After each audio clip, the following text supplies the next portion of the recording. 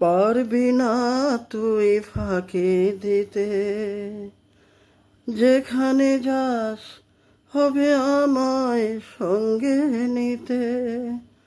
পারবি না তুই ফাঁকি দিতে, যেখানে যাস হবে আমায় সঙ্গে নিতে।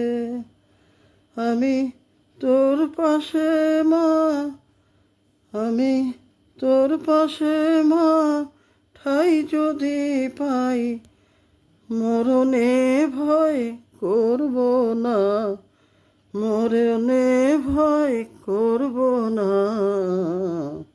এই গানের লাইনগুলোতে শেখার আছে।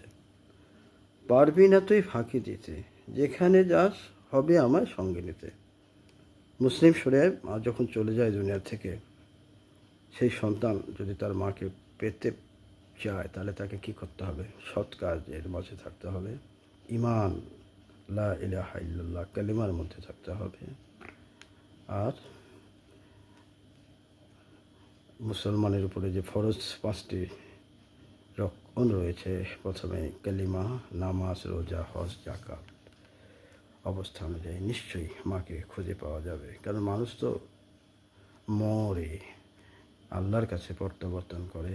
আমরা সবাই যাব, সেই জন্য আমরা বলি ইন্না লিল্লাহি ওয়া ইন্না ইলাইহি। তোমরা গেছো, আমরা যাব। আর এইসব চিন্তা করে মনকে অনেক শক্ত করার চেষ্টা করছি।